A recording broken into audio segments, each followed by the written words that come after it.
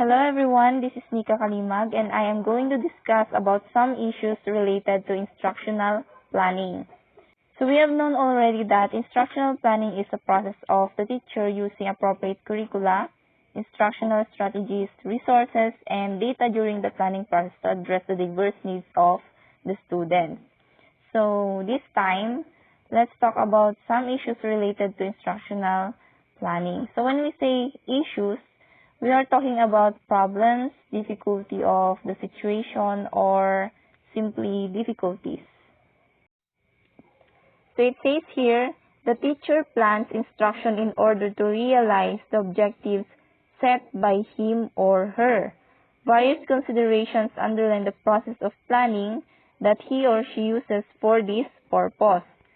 So planning is really important because whenever you make plan, you know what you want to achieve, and at the same time, it becomes clear what the future might hold and what your goals are. So your objectives makes your decision making more efficient and more something to the point. So we have main considerations here in instructional planning. One is what is going to be taught, or this refers to the subject matter. And another one is who is going to be taught, or the receiver of the lesson. But we'll also consider how will you teach and how you will know if the students understood the lesson. The basic purpose behind teaching is to match the subject matter with the abilities of the students to enable them to realize the learning outcomes. A large number of teaching strategies are available to the teacher for achieving the desired objectives. Yes, in fact, there are lots of teaching strategies that we can apply inside the classroom, like direct instruction, inquiry-based, implementing technologies, comparative learning, and the like. So since instructional planning is very important, a teacher therefore has to consider all these issues while planning his teaching. The main issues that need to be considered are, so first we have the subject matter for teaching, methods to be used during teaching, instructional materials, levels of instruction, organization of learning, and students' needs and interests, attention spans, ability to work together in groups, prior knowledge and learning experiences, special needs or accommodations and learning preferences. So let us all discuss this in detail. So first, let us have the subject matter for teaching, or simply the subject matter. So when we say subject matter, we are pertaining to what is to be taught. So it says here, decisions regarding the subject matter for teaching are taken by curriculum planners at different levels. These include boards of school education, the school system, and various bodies associated with the education system. Or we call this national level, state level, school system level, building level, teacher team level, and these two which is most of us here do, the individual teacher level or the classroom level with cooperative planning between students and teachers. These agencies merely decide the broad outlines of the curriculum. The operational decisions about which parts of the curriculum are to be stressed more and which ones are to be stressed least are taken by the teacher during the course of teaching. So, for example, the teacher may like to leave many topics to the students for self-study. Example of this is in science and technology. Some of the programs in television is all about science or related in science. So we expect that these are well known to the students. So this means that the teacher no longer needs to teach them in class. Another example, in teaching basketball in physical education, we can just leave modules regarding the parts of the court, hand signals of the referee including their meaning, rules in playing basketball for self-study. And we will give more emphasis or stress by giving more time during the acquisition of the said rules and signals in playing basketball. So, of course, the students need our assistance this time, and this is an important part of the learning process.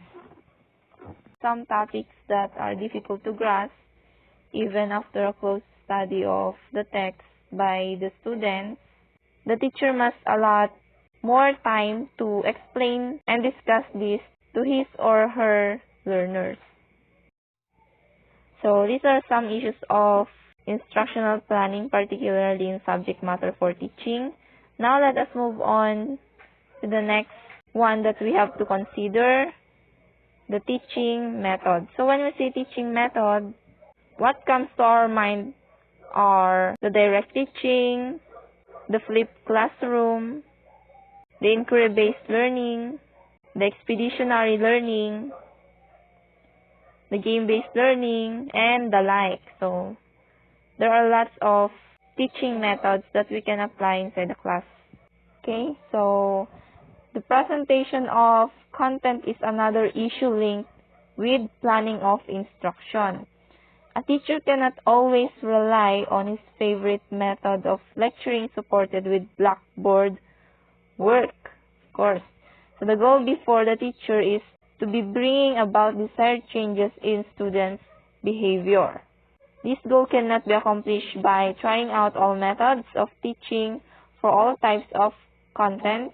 The teacher has to select the most appropriate method for teaching a particular subject matter. So for example, in teaching physical education, what do you think is more effective method in teaching basketball, for example? Is it the direct instruction or just merely saying the rules and regulations in playing basketball, or just doing the lecture on hand signals, or through applying kinesthetic learning?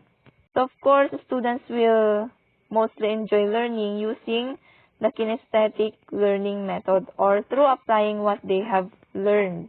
So it is really enjoyable for our students if that is through acquisition of what they have learned. So how about in learning history? Which do you think is more effective? Is it the direct learning or the expeditionary learning? Like going to museums or having trips? Of course, students will also enjoy it through expeditionary learning. But because of this pandemic, it is very hard for us to execute this one. But we can still possibly do expeditionary learning or apply this expeditionary learning in our class through sending our students videos which contains expedition or trips, especially when we are teaching history. At least we can still tour them or show them the places, the countries, or the historical places. The subject matter in each discipline consists of facts, concepts, rules, and generalization. So when we say facts, these are based on observation of events that have either occurred in the past or exist in the present. For example, a triangle is a plane figure with 3 straight sides and 3 angles. The sun rises in the east. So these are observations. Facts are observations. So therefore, for teaching facts, the teacher should use an instructional procedure that allows learners to make direct observations. So after facts, we also have concepts. So when we say concepts, this is the general idea of something. For example, the concept animal. Cat, dog, tiger, and etc. are concepts which come under the broad concept of animal. Concept attainment involves attending to those attributes that are absolutely essential to the meaning and disregarding those attributes which are not absolutely essential to the meaning. It also involves learning to discriminate between what belongs to a concept and what does not. So therefore, again, while planning for teaching of instruction for concept, the teacher should employ such methods wherein the students or learners' attention is drawn to similarities, differences, and placing similar objects in the same category. So we can do this through using Venn diagram, which distinguishes differences and similarities of objects. And we also have teaching the rules and generalizations. So when we say rules and generalizations, these are statements that link two or more concepts. They are predictive in nature and contain more than one element. For example, every action has its opposite reaction is a principle in science. So here we can have an explanation considering the motion of a car. So a car is equipped with wheels that spin. As the wheels spin, they grip the roads and push the roads backward. Since forces result from mutual interactions, the road must be also pushing the wheels forward. So the direction of the force of the road is backward, which is opposite the direction of the force on the wheels. So here, in teaching rules and generalization, we must let our students collect data or observe and find the relationship between two or more concepts. So therefore, while planning for teaching of rules and generalizations, the teacher should employ such methods which enable students to use activities required for the purpose. So it depends on the teacher to select appropriate teaching methods on the basis of questions such as, first, which are the most important facts, and of these, which ones seem most accurate and relevant. Next, which concepts are familiar to the students and which ones need to be explained to enable the students to understand the content. Third, how do students learn to infer and predict through performing generalizations? And lastly, how can the students be equipped to test the reliability of the data they gathered? So these are the questions that leads to generalizing or teaching the students about rules and generalizations. So the third issue related to instructional planning are the problems associated with the use of instructional materials. So when we say instructional materials, these are the aids that we use during the process of teaching and learning or the teaching and learning process. So there are problems associated with the use of instructional materials. First one is the teacher's professional knowledge and technical know-how. Teachers' knowledge have a great impact on the effective application of teaching aids or instructional materials. This is because the teacher uses need to understand the sequential presentation of the instructional gadgets so as to suit the interest of the learners and its appropriateness with the instructional tasks. So, especially in this challenging time, not only teachers but also students have difficulty in using the instructional materials sent by their teachers.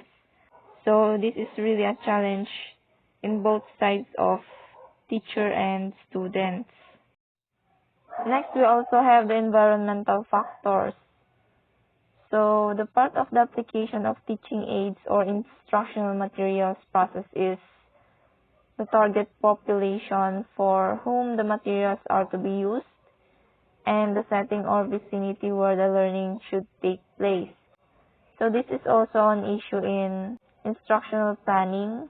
Because what if the materials must be used outside and eventually it rained? So how can you utilize it properly? So these are really some issues in instructional materials. So next we also have the time constraints. So time is also a serious problem or factor that delayed the effective use of instructional materials in effective instructional delivery in the class. Because in most cases, the time that is allotted for the subject on the timetable might not have been enough for the teachers to present his content with effective use of materials which will affect the wholesome delivery of the content. For example, in doing experiments in science, sometimes the time allotted in doing the experiment is not long enough to finish the said experiment. So we might be repeating that on some other time to finish the observation.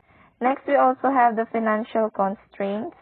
So this factor seems to be the handicap why most educational institutions are unable to acquire relevant teaching equipments and materials.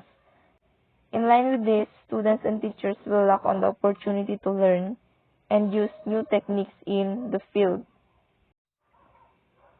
So as a teacher, it is very fulfilling if we are able to provide our students the materials and equipments that they can use. But how about if the institutions are unable to provide us the said equipment?